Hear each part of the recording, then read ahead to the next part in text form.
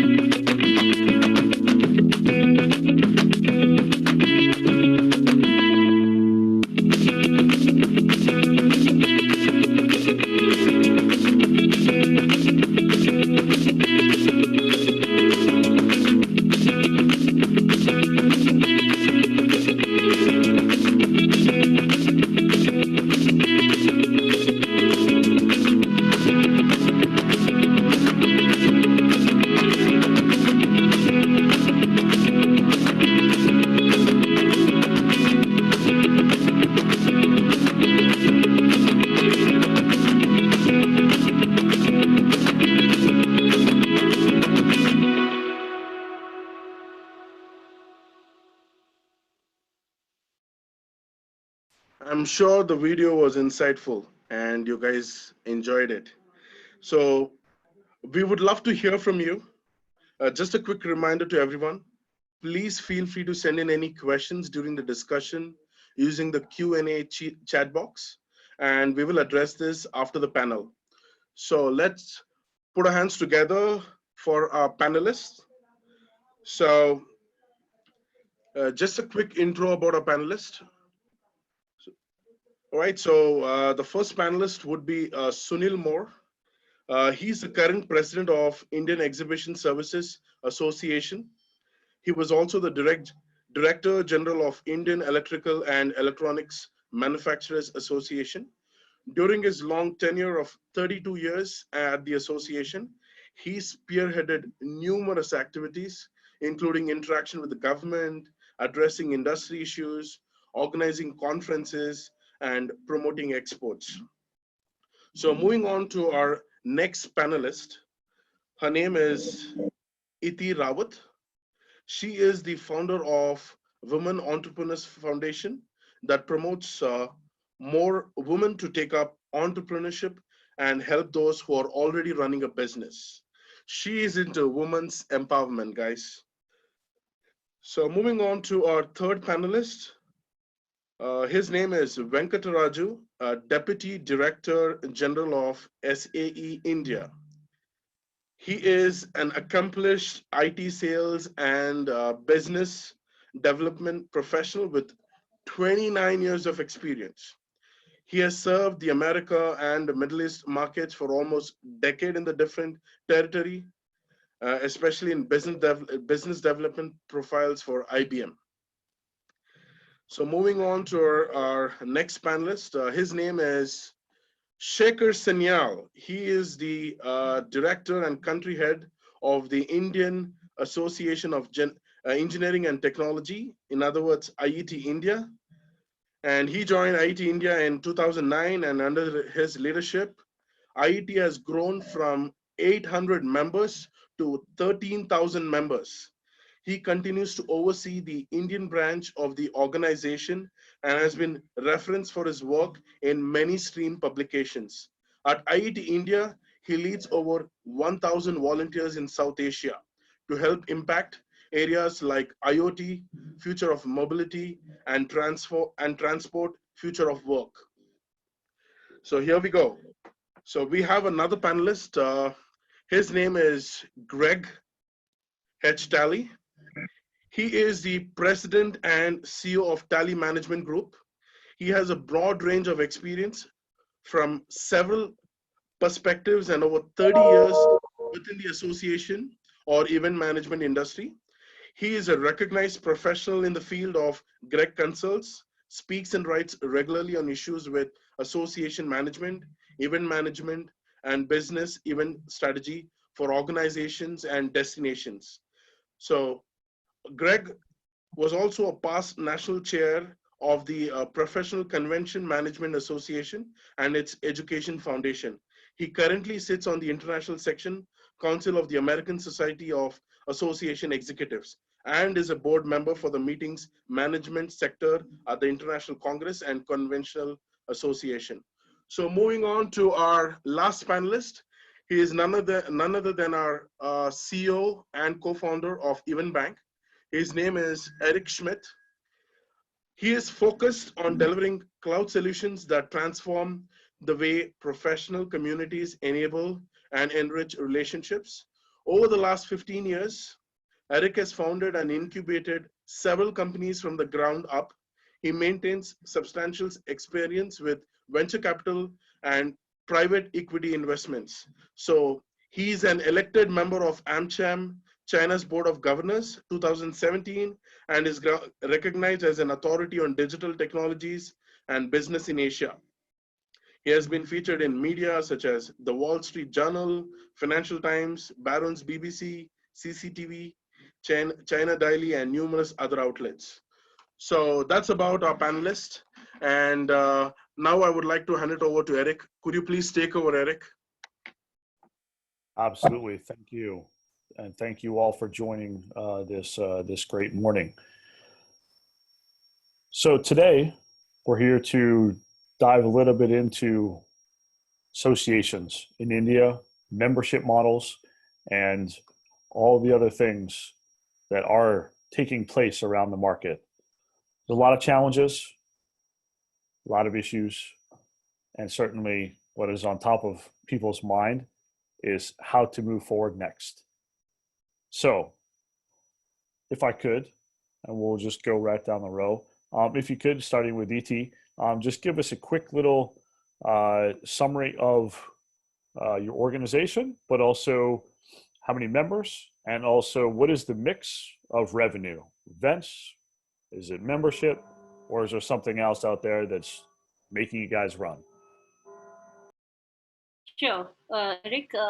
WEFT Foundation is actually a not-for-profit foundation, and we encourage women to take up entrepreneurship.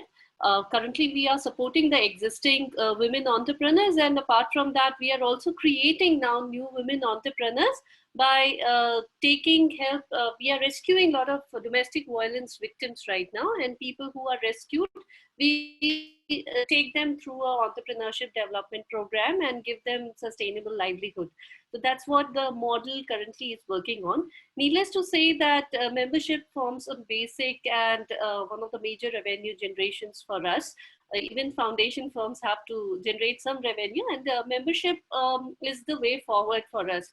We have around 1,036 members already, who are all women entrepreneurs right now on our platform. And going forward, we are looking at making this more global. So the reach out, etc., that we have earlier thought about was definitely an online presence. But now, with the given circumstances, it needs to become much more robust and have to be taken into a complete digital transformation altogether. That's what we are heading towards and working towards. Apart from this, the revenue streams that we are also looking at is any initiative that we take up, like the domestic violence one that we took up, needed crowdfunding. So crowdfunding and sourcing is the other side of it, which with which we create our own revenues. Great, thank you. Sunil? Question? Yeah, so tell us a little bit about your organization, how you guys are mixed in terms of revenue, and the challenges that you're facing today. Yes, Eric. Yes, Eric. I represent Indian Exhibitions, Conferences, and Event Services Association. It is the association which provides services to generally all events, whether they are conferences, exhibitions, or corporate or social events. Membership is around 400 plus, and pre-COVID, we were targeting ourselves to reach 500, but we will have to take a little think over how we can go ahead. Our primary source of revenue is membership and exhibition, which we conduct for our fraternity. The exhibition on the services provided by the members, and also through some training programs. This is broadly our revenue stream, and we have members from all types of services which are required for events, right from housekeeping till technology, IT, registrations, logistics, everything. Great. Thank you. Thank you. Thanks for joining. Good morning, everybody. We are SAE India, Society of Automotive Engineers, strategic alliance partner for SAE International. 24 years in India, 120 in the world. Our target sectors are automobile companies, OEM tier 1 and tier 2, aerospace companies, and off-highway companies, mainly tractor companies. So when we say automobile, starting from two-wheeler to truck. So on the membership, we are proud to have about 4,000 professional members, 50,000 student members, and we have a collegiate club, which is basically a partner system with the colleges, engineering colleges. We have 16% of the overall 3,300 colleges in India. And the share of revenue is, membership is about 30%, 30 to 35%. And the rest from the other events, student competitions, events, conferences, technical program. I'm very happy to be associated in this call. Over to you, Greg. Thank you, Venki. Shekhar, it sounds like you guys are certainly not short of members, but tell us a little bit about what you guys are doing. Right. Thank you, Eric, and good morning, everybody. I represent the Institution of Engineering and Technology, the IET. A lot of you might know it by its previous name, which was the Institution of Electrical Engineers, or the IEE. We are headquartered out of the UK, and we are turning 150 this year. The Indian arm of the IET, which I head, has been around for the last 13 years. Across the world, we have about 178,000 members spread across 127 countries. In India, we have close to 13,000 members. We are an individual member organization, so it's not an association for an industry, but for individual engineers. And in India, about 50% of our revenues come from membership, and the remaining comes from our knowledge outputs, as well as events and conferences that we do. Across the world, though, a larger part of our revenue comes globally from our knowledge outputs. We are among the top 5 technical publishers in the world. So we bring out about 30 technical journals, which are subscribed, and books, technical books and libraries. So that's the revenue mix in India and the world. We'll talk about details later as we go along. Thanks so much. Great, thank you. And Greg, thanks for joining from New Jersey. It's almost 2 a.m., so appreciate you joining. But tell everybody a little bit about how you got involved in India and in associations. Great. Well, good morning, everyone. And thank you for joining us this morning. It's great to see so many association colleagues from across the subcontinent. We're an association management company, so that means we actually work with 30 to 40 different national, US national, and international associations across a variety of sectors. So we're actually doing and living what you're experiencing, but times about 30 different clients that are all facing many of the same challenges that you are in India, here in the United States. But like many of you, the revenue mix for US associations is very similar. Most US associations have membership approaching 30 to 35% of their operating revenue, with events, live events accounting for probably another 30 to 50% of their annual revenue. We've been engaged in India for doing business in India, certainly with many of our client events over the course of the last 15 years. And then 2 years ago, helped launch Virata, Indian Association Management Company, with our colleagues from Planet, and have had a great experience and look forward to continuing to work on the subcontinent in the association marketplace. Awesome. Thanks, Greg. So, Venki, let's start with you.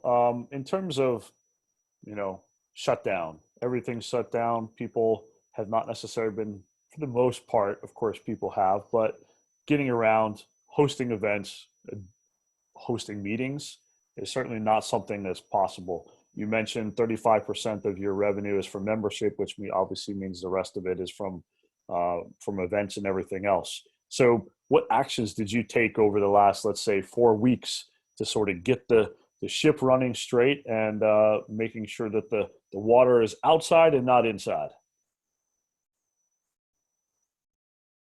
It has affected everybody. And a lot of things I'm going to say is what is being experienced by every single association, irrespective of the sector they serve in. So what actions we have taken? We are an engineering association, mostly into mobility, which means automobile, aerospace, and tractor companies. So they're all shut down. We have used this to improve their technical standards. We provide standards to the world. This is one. And second thing is recent trends. And this time was used to improve technology dissemination. So more webinars. And second thing is any association will have to improve on the documentation, especially in our country. So I think we took time to put a pause and develop standard operating procedure for various scenarios, be it conference, technical trainings, or student competitions. If you look at the student membership, we have over 50,000, and the expectation is very high because we offer them experiential learning through different competitions. We call them collegiate design series. So to answer your question, we are focused on three things: improving members, connecting with members through webinars, and the third is operational excellence through SOPs and documents and various strategy documents. Thank you. Over to you. That's great. Sunil, you mentioned a big part of what you guys were trying to do was increase membership this year.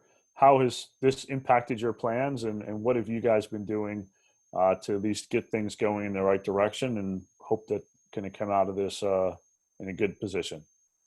Yes, Eric, at the moment, the concentration will be on retaining the members. As you know, event industry is perhaps the first to hit and last to get out of this pandemic.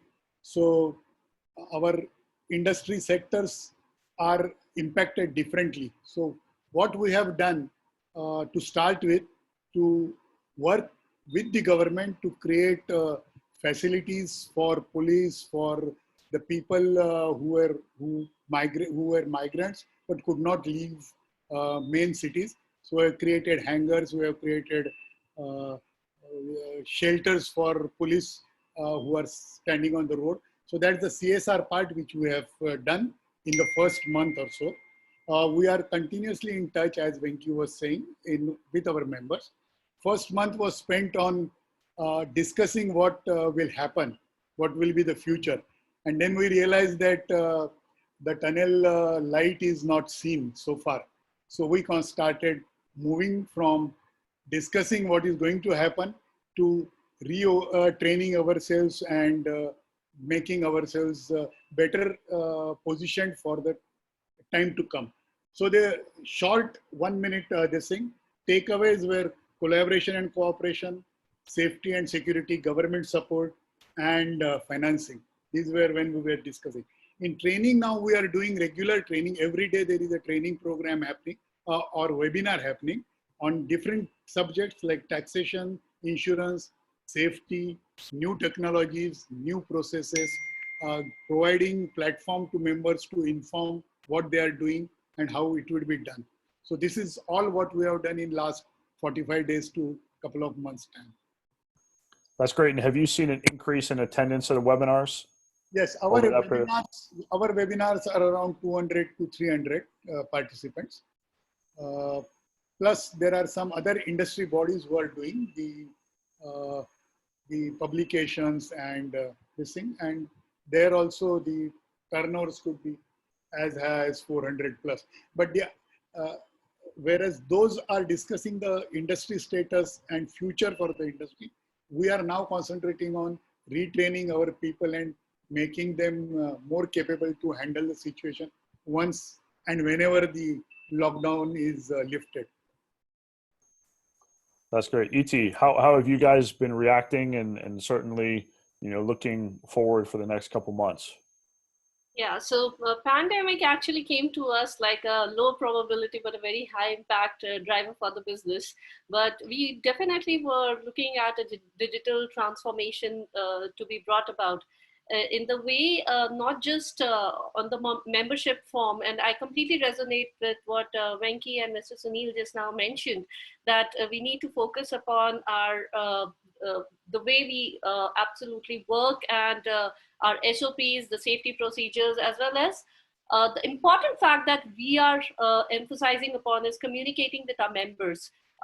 There's a lot of changes that we have done in our business, but not communicating out those changes to the members would also mean disaster. So definitely there's a lot of communication work that we are doing, which we are connecting back to the members and asking them that these are the changes that we are bringing about, and understanding from them whether they are going to accept those changes or not, and whether they are flexible with that or not, or if there's something else that can be brought about in the business that can really add value to them.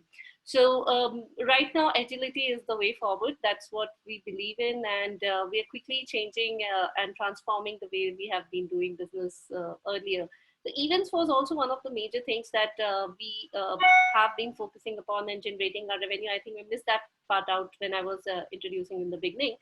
But now we see a lot of events going online, and there's kind of a digital event that currently there is a plan of that we are planning to do very soon, which will be a combination of physical as well as a online module that we are looking forward to. Great. And for you all, what do you think is the biggest challenge for you guys in this current situation, and at least over the next couple of months that you're going to be facing, do you think?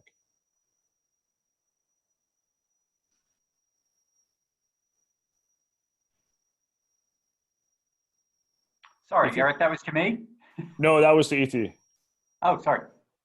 I'm so sorry. I didn't hear. Can you please repeat that? What do you think is going to be the biggest challenge facing you guys in this sort of environment now, and sort of looking forward? Obviously, you talked about some of the opportunities, but what do you think are some of the real challenges that you guys are facing as you look forward?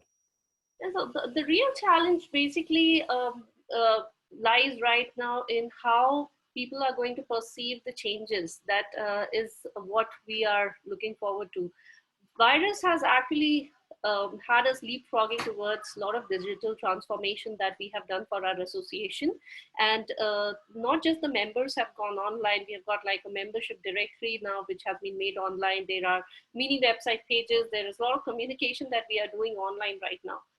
The acceptance of that, moving away from a non-physical world to an online world or a virtual world, is something that we are currently facing as a challenge, and that is very deeply looked at right now. That's why we said that communication is very important, and we are almost communicating on a daily basis or on a weekly basis. There's some audio communication which is out explaining that what we are trying to do next right now. Absolutely. And Greg, you sort of have seen this from a global view at this point, in the different markets that you've been working with and certainly involved with on a daily basis now. If you were looking at, people and sort of advising any of your associations globally, what is the next step for them, as they deal with their members? What are some of those first initial actions that people should be thinking about when dealing with members, and thinking about how are they going to help bring that benefit to them? Well, first of all, it's not pretty anywhere. We do work globally, and needless to say, this, by the very nature of it, is a global crisis. And certainly there are parts of the globe that are in worse shape than others. But I think one of the big things for the association community is we're a bit of a lagging indicator as opposed to a leading indicator. And what that means is, yes, we're dealing with some immediate crisis issues right now, but the fact of the matter is 2021 is going to be a more difficult hit for associations as the kind of economic impact from this pandemic reaches our members. And we start to see businesses close down, individuals that are not going to be able to afford or have their companies pay for memberships.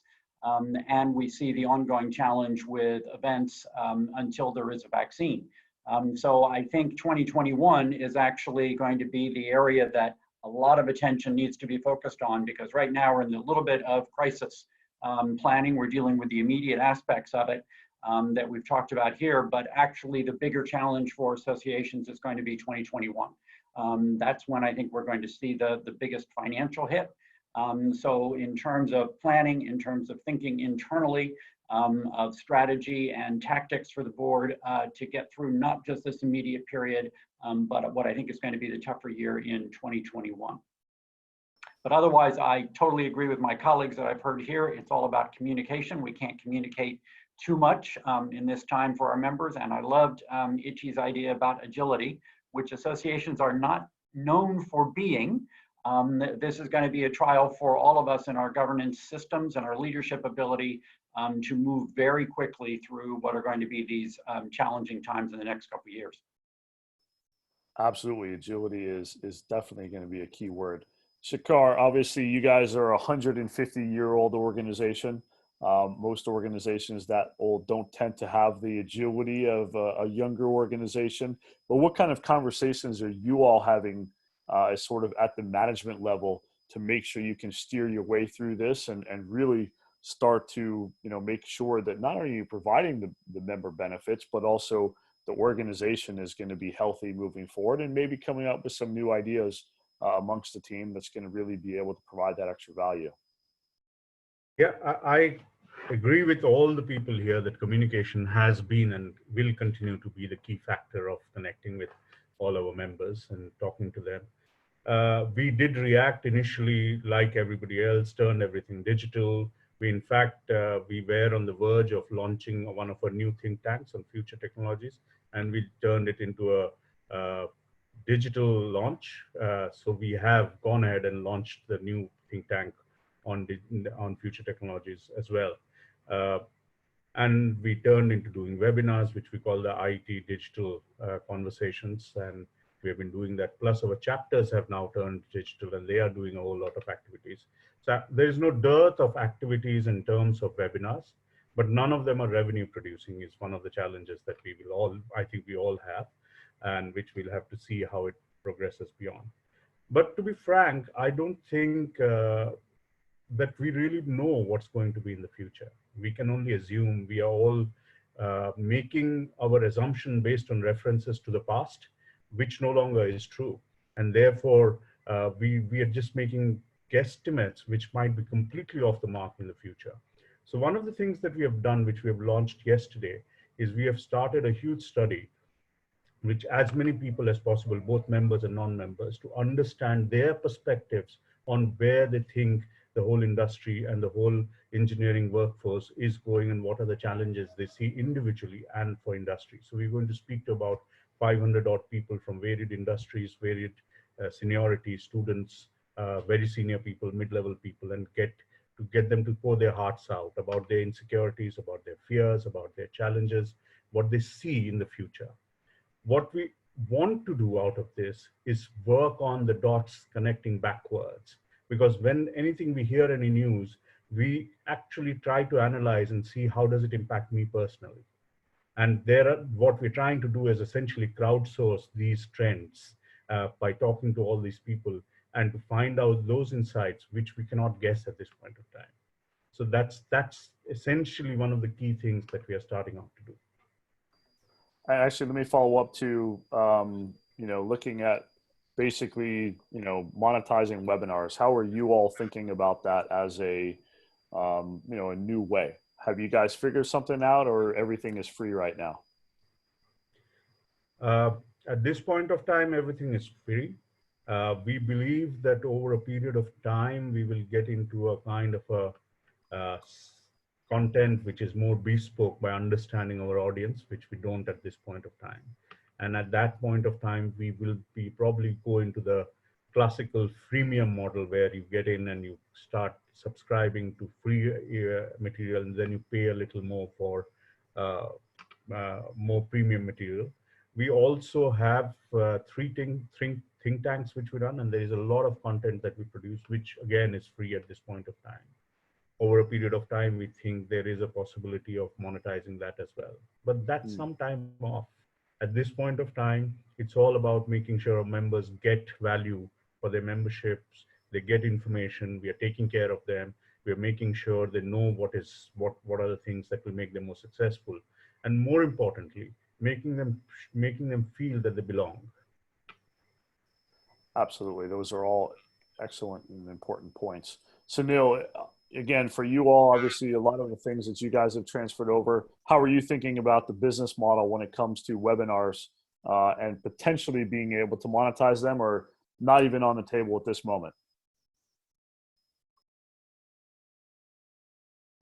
It's same.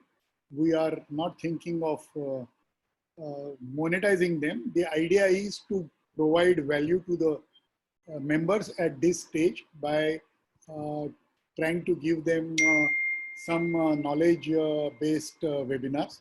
So no plan as of now to monetize this, but to give members the value for this. And as Shekhar said, the connectivity with the members, keeping their morale high, and making them feel that the organization is caring for them.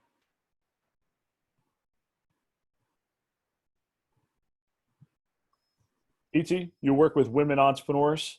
Any good ideas that you guys have come up with so far on, creating revenue generating activities in this time? So for the entrepreneurs, actually, we have actually told them to categorize their business, and we have this segregation of those who are vanishing, people who are like leftovers, or those who will be flourishing. The vanishing are the ones who are really working on a very, very low, thin margins right now, and I have to relook at their businesses, like a low to mid restaurant owner.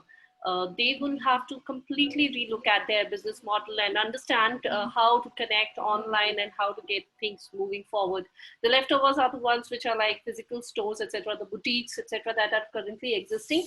So we are trying to understand from them if they can transform their business again to get connected to their audience on a more hyper local basis, and create small microsites for them to get their business rolling.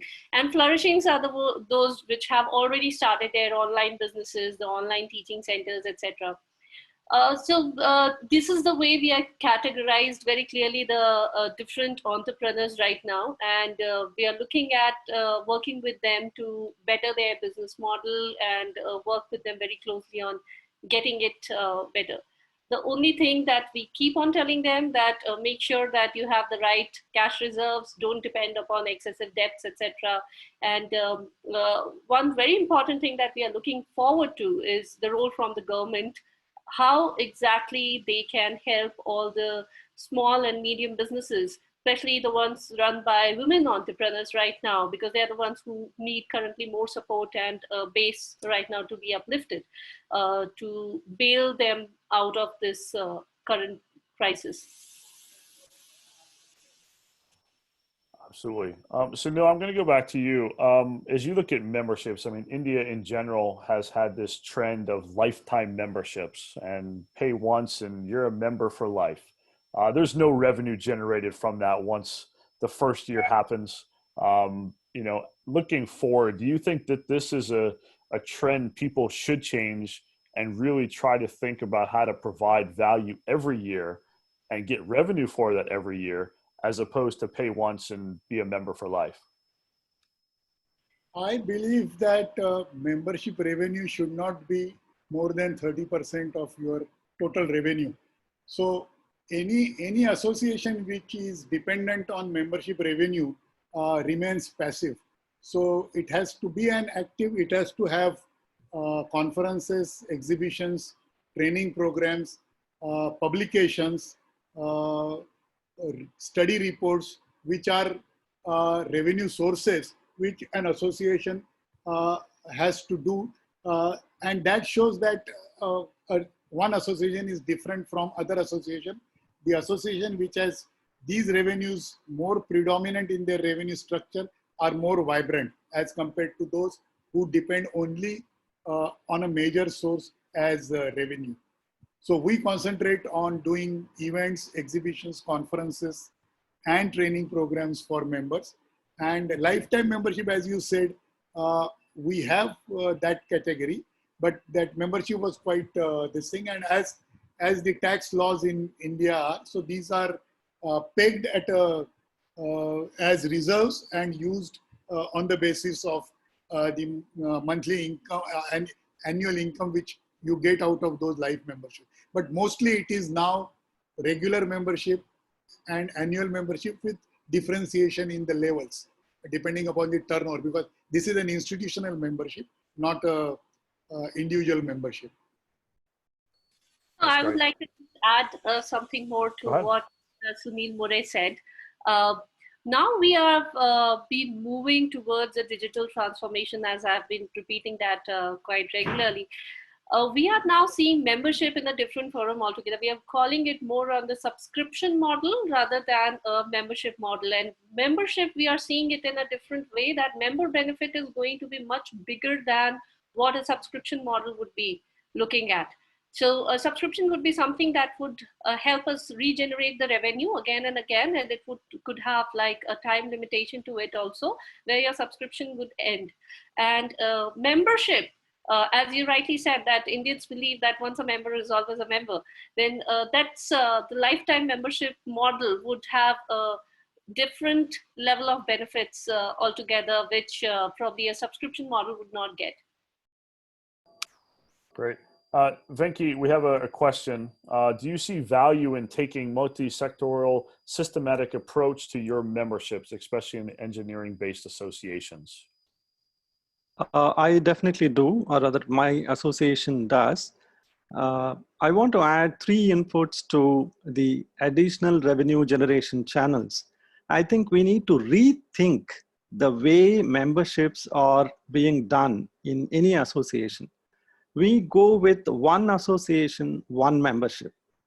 Time has come that we may have to do membership baskets.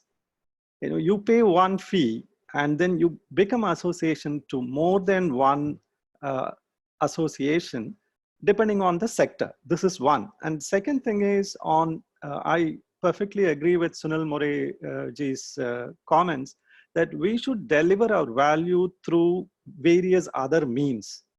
And we are thinking of cluster conferences, because the social distancing is a phrase we will stick to for next 2 years, in our opinion. So we are limiting the number of people in a room to 50. And automobile is spread across India. So for example, one of the aerospace conferences we propose at the end of the year, AeroCon, we will have the main event in Bangalore and 50 people in Chennai, 50 in Nagpur, 50 in Pune, etc. And we will use the digital technology. So cluster conferences is the way to go. Membership basket is another thing. Third is we need to think out of the box to drive more offerings. We've been thinking of only traditional methods of training, publications, and conferences. Is there anything else the customer wants? For example, a customer wants a handbook on how to operate a particular machine, or AI is catching up, artificial intelligence. Even the captive knowledge of where do I go to pick up the certificate in AI. Of course, we have Google, we have Coursera and other things, but an association can help by knowing the pulse of the member.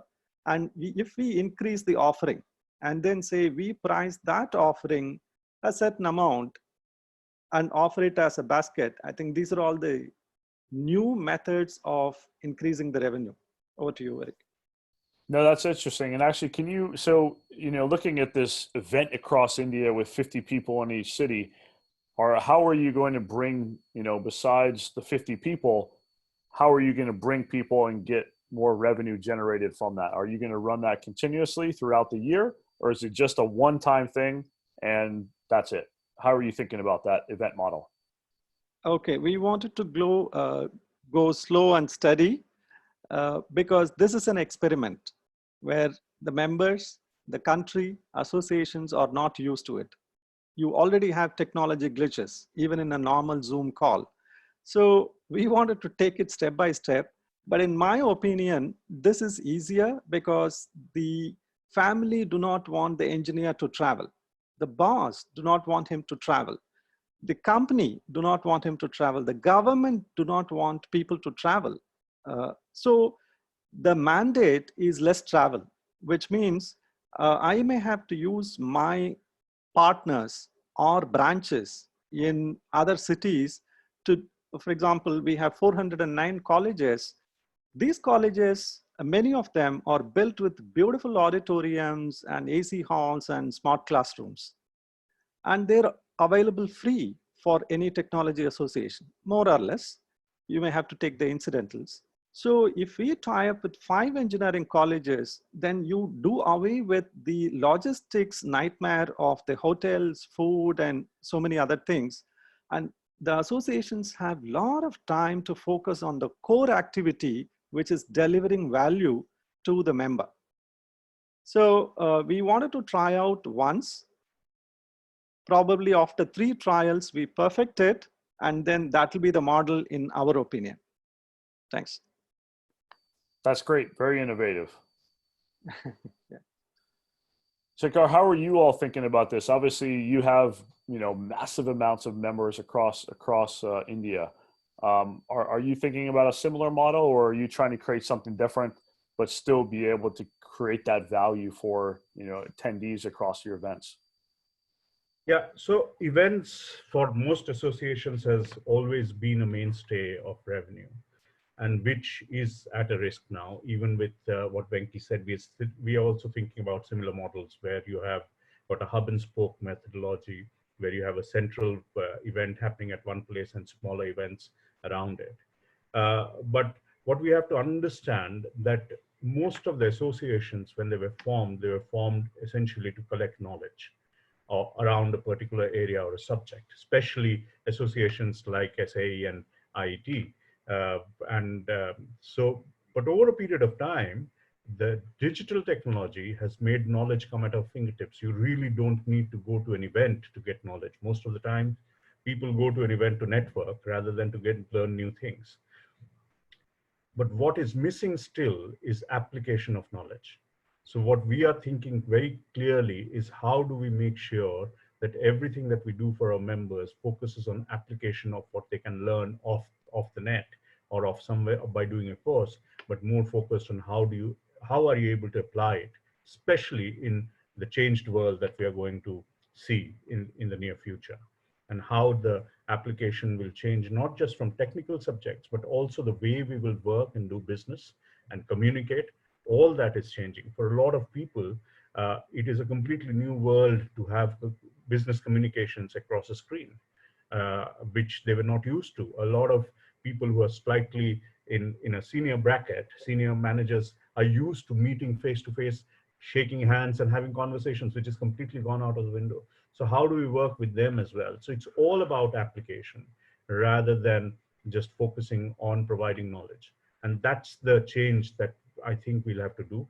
The methods that we will use will be varied, and we will all be experimenting, like the hub and spoke we talked about. We're also talking about, we are in fact launching next week what we call the digital debates. So we are getting opposing viewpoints of things which are coming up and getting people to talk from 2 different angles. And we think that that's something that people will give people an idea of what's happening. Our think tanks that we have, we had a think tank on Internet of Things, which ran for 5 years. We ran IoT India Congress, which was one of the largest IoT events in India. And we have a think tank on the future of mobility and transport. And the latest one that we launched last year was Future of Work. All of these things are tapping into those areas which are critical and important to our engineers at this point of time and how they apply it. So if you notice what we did from having a think tank around IoT, which is a technology, we moved to future technologies and future of mobility and transport and future of work. So it is all about the outcomes of using technology rather than the technology itself. And I think that's the way which will help more and more people to get involved and to see the impact of technology which they can do in their businesses, in their lives, and in their work. That's great. Greg, looking at from where you sit, what are some of the interesting experiences that you are seeing around the world in terms of new models with events and potentially solutions for people to still drive revenue, but still to create that engagement amongst the attendees and members of these organizations? Right. Well, two things that I think it hinges upon as we look at the new future. And one of them, Shekhar mentioned with what he's doing with data and what he's doing now with his survey to understand more about what his members are going through. And that is absolutely going to be key for all of us, is actually getting to know our members' challenges, needs, and wants better than we ever have before, because that's how we're going to start to identify the new value opportunities that we are uniquely positioned in many cases as associations to step into and fulfill. But the only way we're going to know that is if we do a better job of collecting data from our members and stakeholders and then figuring out what to do with that. What need is represented, what pain point is that we as the association are in a better position to be able to solve and help them solve. The other point that Venki mentioned that I think is just absolutely critical is this concept of collaboration. We know from data that the associations that do a better job of collaborating are going to be more successful in the long run, and that is going to be more important now than ever before. And part of that's because, frankly, there are going to be some associations that disappear, that are not going to survive this.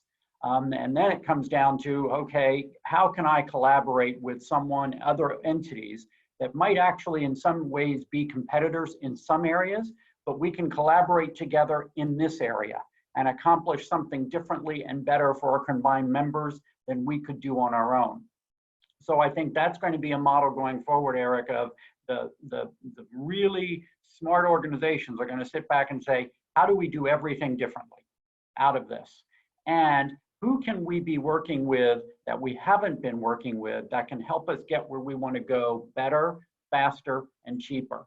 And I think that represents some of the opportunity. But again, that really is a mind shift for many organizations' board of directors to really think about this new world and what the opportunity is out of this and really have a focused discussion around the opportunity. Unfortunately, the challenges are pretty clear.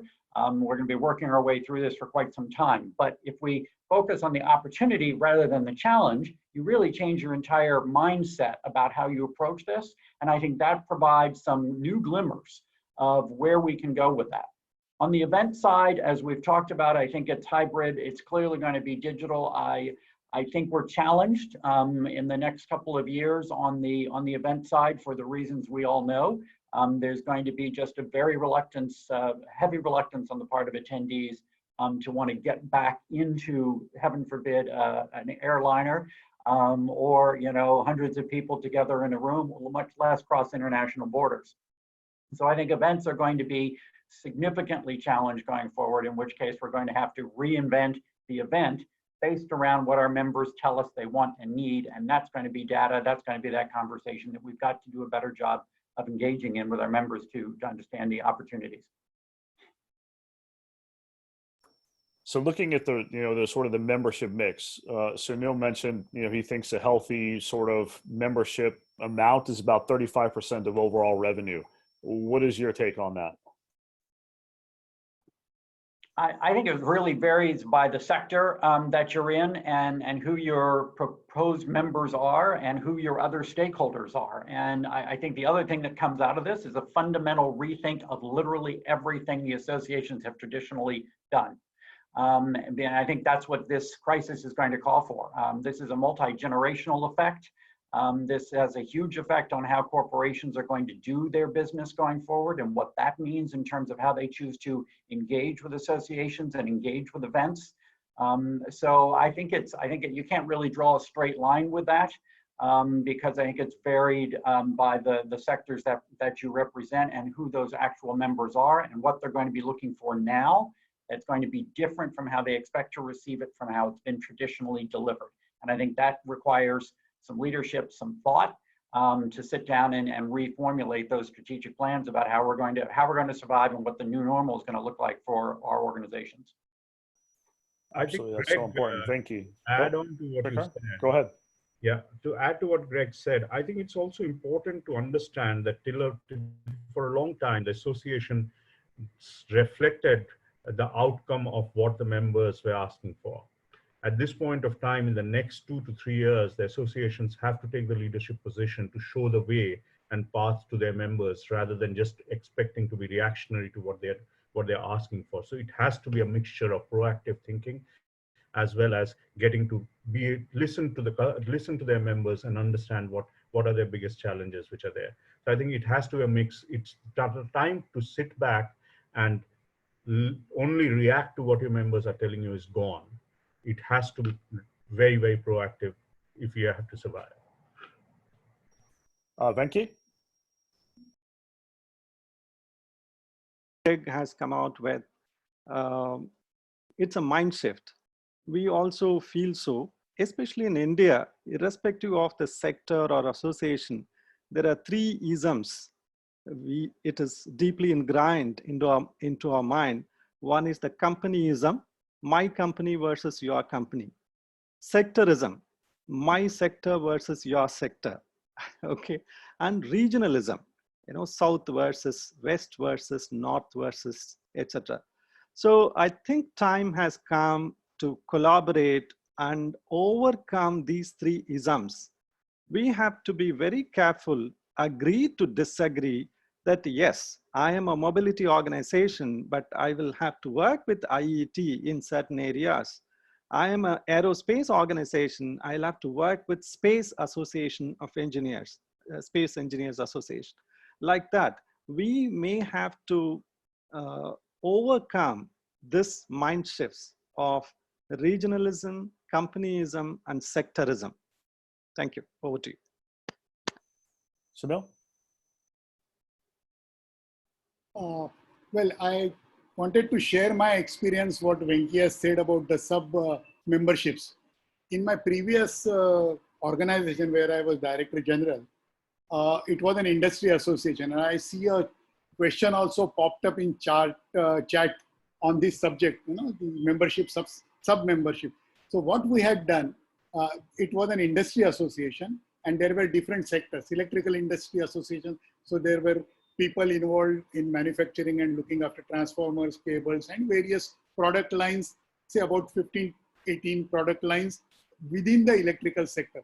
So what we did an exercise of our memberships, right from the topmost member to the lowest member, and then devise a lower ended membership fee, and then added on to it sector-wise membership fees. So suppose if I am a transformer manufacturer, I will pay X for the general membership, where I will be provided with all the information which association gives on taxation or finances, whatever they are, the publications, this information, everything I will get. In addition to that, if I pay a small additional fee for getting information related to transformers or cables, whatever, or maybe 4 or 5 products. So then the subscription or the membership fees became in tiers, so that somebody who doesn't want any information will get X, somebody who wants 2 sectors will get X plus 2, and then 4X plus 4. There was a question on SHM. So they will be also having similar sectors where they can rethink on lowering. So there was a great psychological effect on members that we lowered the fees. Actually, we didn't lower. We lowered and provided value for the services which they will take. Actually, and again, I have a sort of a follow-up to that from one of our attendees. How are we going to assure sustainability till the time we can get revenue generation through webinars and other means? Who wants to tackle that one? Well, unfortunately, I think, and I look here at the US and even some international associations, as I mentioned, I think there are going to be some associations that do not survive this. And I think that's a reality we're going to have to come to grips with as well. And that may force some collaborations that, again, are completely different. It may force some discussions about some mergers in the association space, and that's not necessarily a bad thing. In the US for years, we've said we've got too many associations, and some consolidation is probably going to come out of this. And how do you start to look around and position your organization to take advantage of that is one thing that I think goes on every board of directors conversations on the agenda. What, again, are those opportunities out there to do that? Because the fact of the matter is, right now, everything is a bit frozen. So the idea of kind of thinking you're going to be able to pivot quickly and get additional revenue fast, I just don't think is going to be true in the reality of what people are facing right now.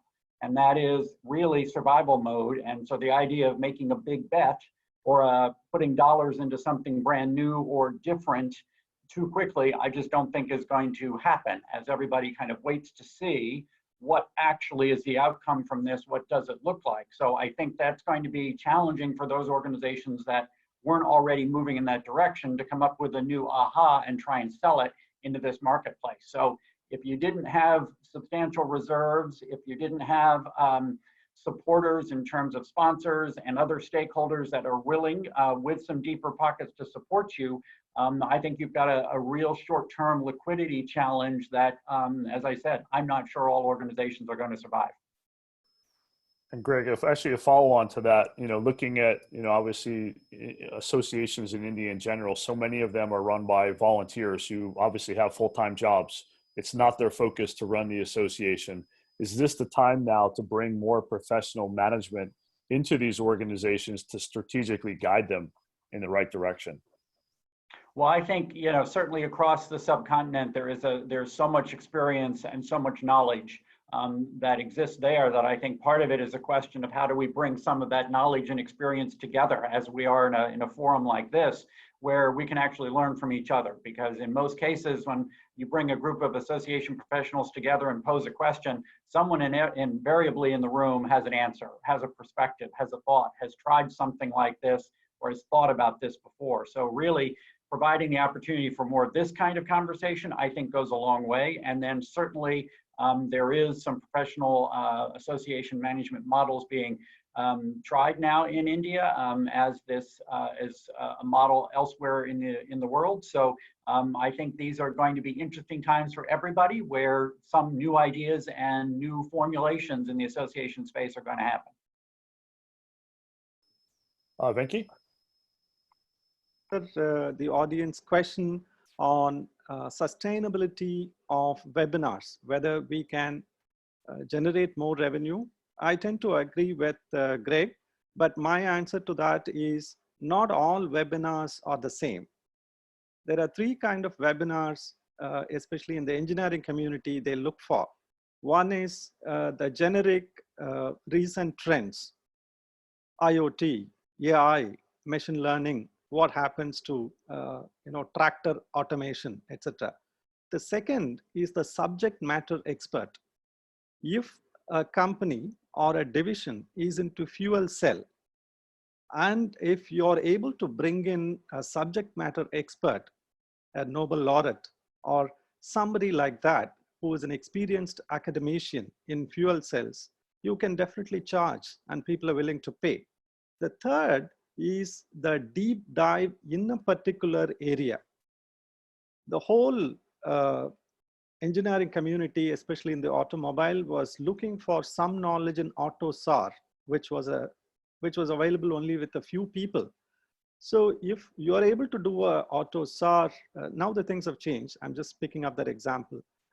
If you're picking up an example like that, a topic like that, people are willing to pay. And the next question I want to answer is, how are we going to generate more revenue, sustainable revenue for association? Is again, pricing them in a very innovative way.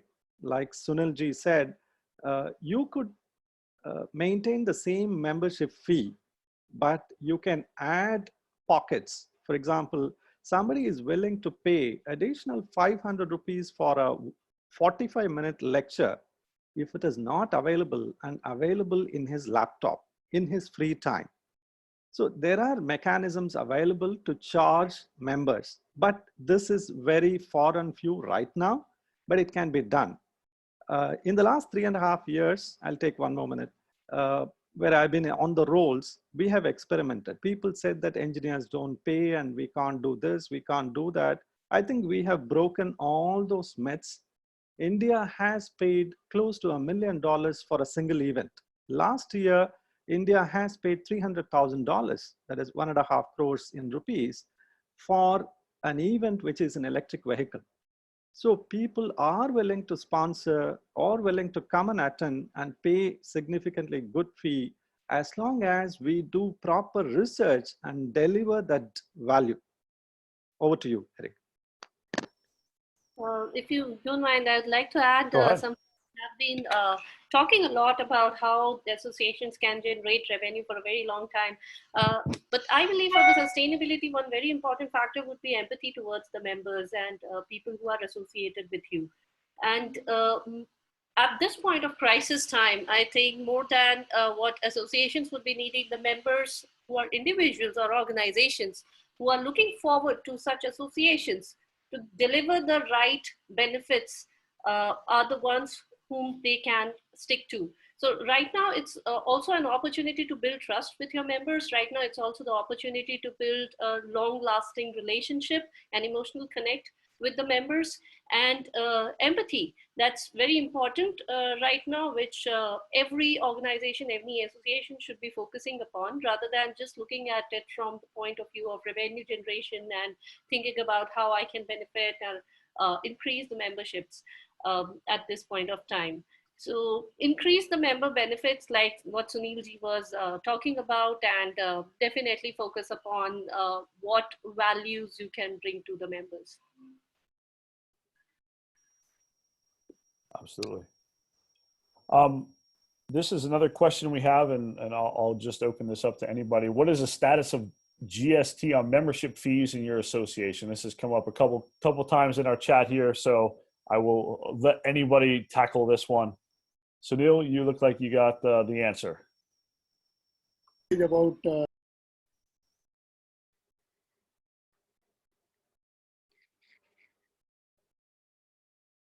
No, I think you have done it. Yeah. Sorry. Associations till about 4 years, 5 years before were categorized under charitable organizations. And this definition was changed in somewhere in 2014-15, where the associations which are working for the benefit of industry or are commercial organizations will not fall into the category of charitable institutions. And hence, all associations were made liable to pay GST. So as of now, the status is that on the membership fees, we are liable to pay GST unless you are otherwise proved as a charitable institution. I hope I answered the question. Great. This is another great question we have here. How to deliver value to members who don't use technology?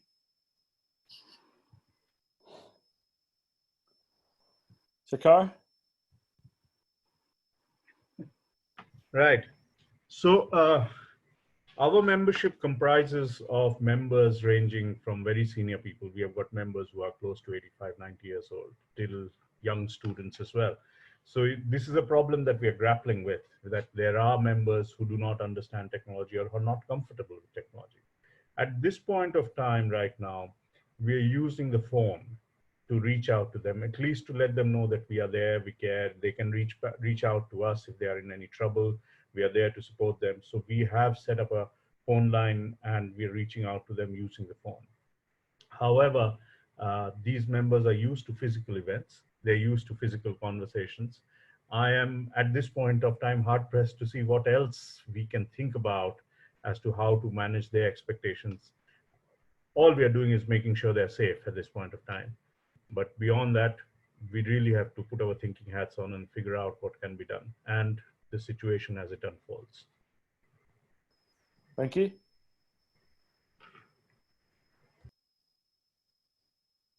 We also have this problem in some pockets, not in large numbers. What I have done is we've got the secretary's phone number or the assistants or the junior for these industry captains.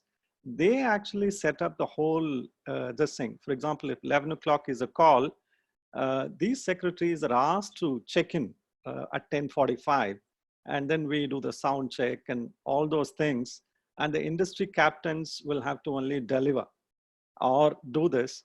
I know it's a very crude method, but it works, because it is almost practically impossible for the staff to reach out to some 2,000 people by phone. It's a very fatigue exercise.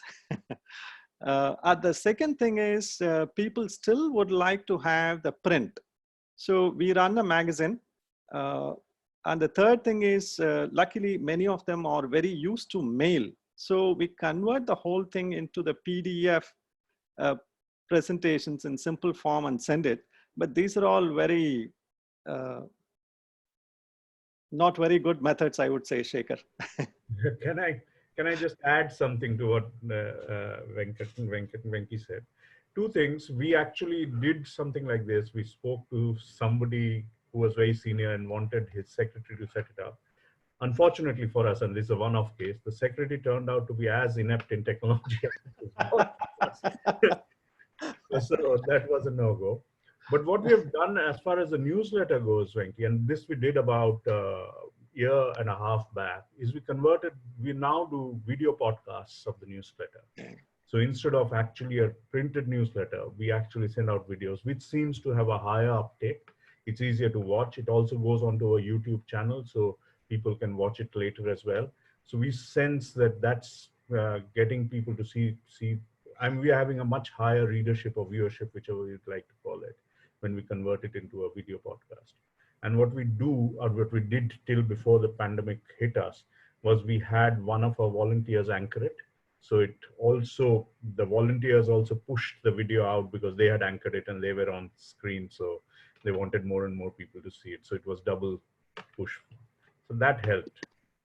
Yeah, simple things like they are very good at visiting your website, association website. So there's 1 minute, 2 minute presentations or talks can be posted in the website. And when they click, it'll take you to another destination, like a PDF file or a PPT file or a Dropbox and things like that.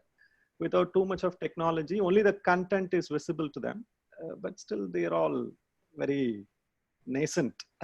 Yeah. I have the same problem. Okay, over to you, Eric. Thanks. Actually, I'll send that to Greg. Greg, obviously, associations in the U.S. went through a similar transition previously. Your company's been around for 30 years. What tips would you give to these associations who are going and helping their members go through that now? Well, I don't think these gentlemen and this young lady need any tips from me. It's quite clear that they're seasoned association professionals who this isn't their first rodeo. So I think it's more really for our audience in terms of kind of understanding the magnitude of the challenge, while at the same time being open to the opportunity that comes through this. And I think we're probably, many of us, still kind of in the fog of the challenge. And I think really to kind of change that mindset and think about the opportunity is where the future is going to be for organizations. And you know, the adage, never let a good crisis go to waste. I think this is also a great opportunity for associations that have been around a long time to relook at their governance model, relook at the sacred cows that we haven't been able to deal with for political reasons or other reasons in terms of just plain inertia, organizational inertia. Now's the time to break through some of those issues. So I think that's where there's opportunity. There's always going to be opportunity for the new startup out of this kind of a crisis, but I think it's a chance for management and leadership to take advantage of the crisis in old line associations to make the kind of changes that we know probably need to be made for us to be successful going forward. And I think it's how do you take advantage of this to make that happen for yourself. Absolutely. And then I guess let's wrap it up with a final question, which Greg sort of already answered, which is, if you know the folks that are on this call, what would be that one tip that you have for people to run their association and really think about, you know, associations and what they are probably going to look like 10 to 12 months from now? We'll start with ET on that one. Sure. So I would like to just sum up with whatever we have been talking about so far. First thing first is that online is the way to go, and there's a lot of digital transformation that we have been seeing all around. That's the way ahead, and very clearly you need to be agile and quick about it. Collaborations, mergers and acquisition is something that Mr. Greg has already talked about, and very clearly we also see that many people are not going to survive, so it would be a good opportunity for us to probably uh, get them on board right now and merge with them and understand from them if they can benefit from each other. The last part that we would be focusing upon is the member benefit. I think this is a great time to get connected with more and more people, get more memberships on board, and expand your um, reach and membership numbers. At this point of time, when we are talking about digital, we are definitely talking about global scenario rather than thinking just local. So building that kind of benefit umbrella where you would be able to cover each and every perspective from different geographies, from different perspective and different industries. That is what we would be looking at and going forward to. I think that that's the great thing that associations can do together. Absolutely. Frankie, Yeah, I will what's your take. tip? Yeah, I will take 2 minutes. I'm going to time it. Uh, I've come out with this Victor's FAD, Victor's FAD. The literal meaning of Victor, VICTOR, is a person who defeats the enemy, and FAD is an intense enthusiasm.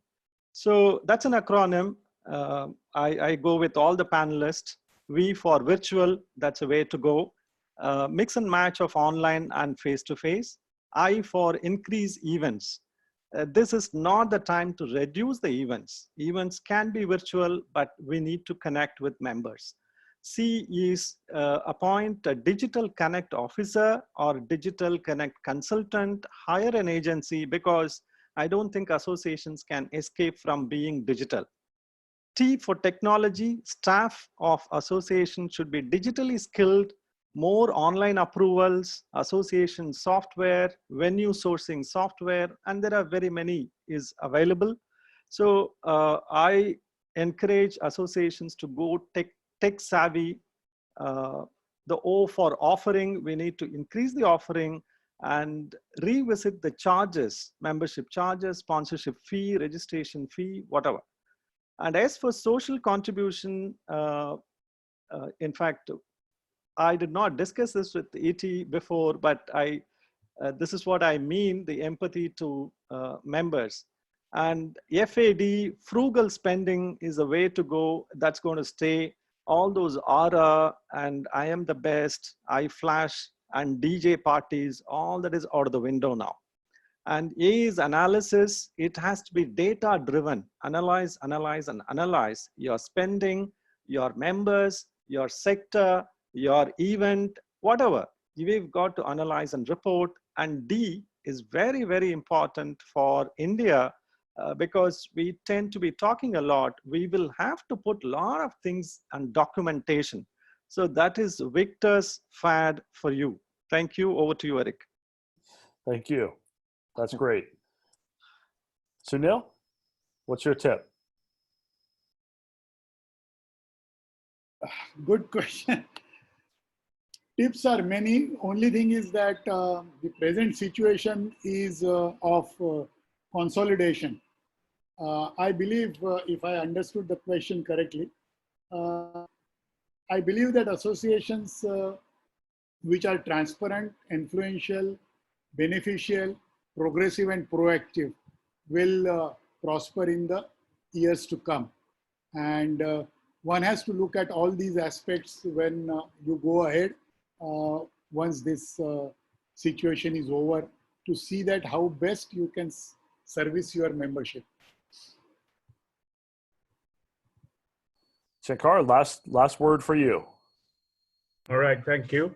I think I really don't know what the tips are. I'm not qualified to give tips because we are all still trying to figure out what's going to happen.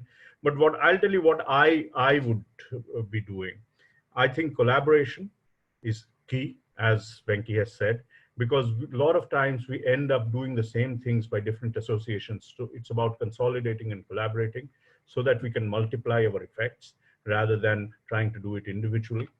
And the second thing I think which is going to be critical as far as I'm concerned is the social capital that we create out of work that we do for people on the ground. So any work that we do from whether from an organization, business, or an industry perspective, if it is not impacting and making people's lives better, then we're not going to survive on the long run. So at this point of time, that is going to be a critical aspect of all work that we do. That's great. Well, thank you guys all and lady very much for your participation this afternoon. And of course, Greg, all the way from New Jersey. We appreciate everybody's comments, feedback, and certainly tips for moving forward. We certainly wish everybody to stay safe and certainly look forward to seeing hopefully everybody in India soon, outside of our homes and in some big, great event. We hope that we can all be there very soon. For everybody on the call, thank you very much for joining. Please do look out for some exciting news from EventBank coming up on Friday, Asia time. We have a few things that are coming out and certainly look forward to empowering your organizations with technology for membership, CRM, and of course, communities, bringing everybody together, as you can see above me throughout this panel. But Eric, again, Eric and Greg, I think, Eric, you are a great host. I think you do a fantastic job. Thank you so much. thank you. I wanted to thank all the 70 participants. Now it is 55. Thanks for coming in, listening to us. Please do approach us. We wanted to connect with you in one way or the other. Collaboration is the key. And thanks, my co-panelists. Thank you so much. Absolutely. Thank everybody. Appreciate it. Same here from me, Eric. Thank you, everyone. Nicely done. And we are all with you. Anytime you need any assistance, if you feel we are worth. Absolutely. In gold. In gold. So Sunilji, I'll definitely call you, Iti and Shekhar. I'll be in touch. Thank you so much. We'll be in touch. Thank you so Thanks much. a lot. Have a good Abhi. afternoon, everybody. Have a good afternoon. Thank you. Bye-bye. Thank you, everyone.